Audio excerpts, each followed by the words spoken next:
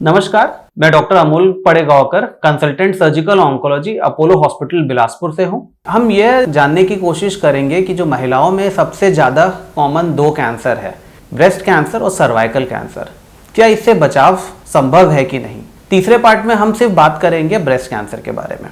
तो अगर ये देखा जाए कि ब्रेस्ट कैंसर कितना कॉमन है, प्रायः ये माना जाता था कि ये जो एल्डरली वुमेन है, मतलब जो 45 या 50 साल से ऊपर की जो महिलाएं हैं, उनमें ब्रेस्ट कैंसर होने की संभावना ज़्यादा होती है। बट पिछले एक दशक में, पिछले 10 साल में यह जो थॉट था ये अब चेंज हो गया है। तो अब ऐसा है कि 30 से 40 साल की भी महिलाओं में बहुत कॉमनली ब्रेस्ट कैंसर मिल रहा है। इंपॉर्टेंट यह है कि क्या हम ब्रेस्ट कैंसर से बच सकते हैं, और इसका जवाब है बिल्कुल। ब्रेस्ट कैंसर ऐसा कैंसर है, अगर हम रेगुलर चेकअप में रहे तो इससे बचाव किया जा सकता है। चेकअप में हमें क्या करना है, तो चेकअप दो तरीके से किया जाता है। एक तो जो महिला जो खुद करती है और एक जो डॉक्टर के पास किया जाता है।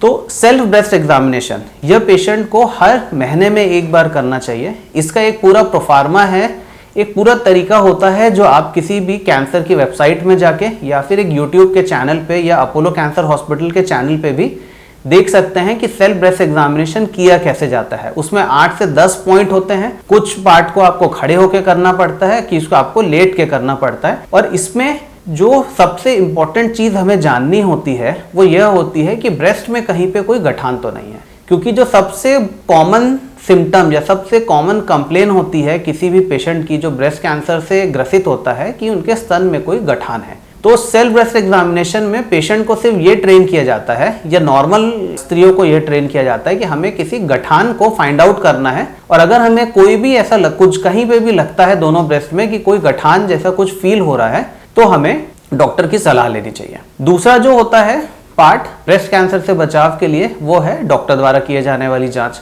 इसमें जो सबसे इंपॉर्टेंट जांच है वो है मैमोग्राफी। मैमोग्राफी एक तरह का स्पेशली डिजाइंड एक्सरे है जो सिर्फ ब्रेस्ट को एक्सरे करता है, और ब्रेस्ट में एक्सरे करने के बाद वो जिस डिसीज को पकड़ता है उसको हम बोलते हैं DCIS, मतलब डक्टल कार्सिनोमा इन सीटू।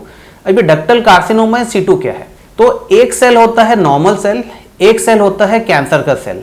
जब नॉर्मल सेल कैंसर में बदल गया, इन सीटू मतलब इसके बीच की जगह, मतलब ये जो सेल है, ये जो हमारे ब्रेस्ट में जो चेंजेस हुए हैं, ये कैंसर की तरफ कन्वर्ट हो रहे हैं, बट ये अभी कैंसर में डेवलप नहीं हुए हैं। तो ये वो स्टेज है जिसमें हम मैमोग्राफी के द्वारा ये पता करते हैं कि हाँ, ये जो मरीज है इसके ब्रेस्ट में ये चेंजेस आने चालू हुए हैं। उसे बायोप्सी द्वारा कंफर्म किया जाता है और अकॉर्डिंगली उसको ट्रीट किया जाता है। इससे यह फायदा होता है कि ट्रीटमेंट कॉस्ट बहुत कम होती है, ट्रीटमेंट का ड्यूरेशन कम होता है, और हम होल ब्रेस्ट को ट्रीट करके इसकी प्रोबेबिलिटी ठीक होने की ऑलमोस्ट 100% करते हैं कि ये फ्यूचर में कैंसर में कन्वर्ट ना हो। तो मैमोग्राफी, और इसे करना कब है, 40 साल के बाद। तो 40 साल की जितनी महिलाएं हैं, साल में एक बार हमें सिर्फ मैमोग्राफी करना है। इसे हर महीने, हर 3 महीने में करने की जरूरत नहीं है। साल में अगर हम एक बार मैमोग्राफी करते हैं, अगर वो नॉर्मल है तो उसको हमें अगले साल करना है फिर से। अगर उसमें कुछ चेंजेस दिख रहे हैं तो आपके डॉक्टर आपको एडिक्वेट टेस्ट बताएंगे। वो टेस्ट बता के हमको कंफर्म करना है कि उसमें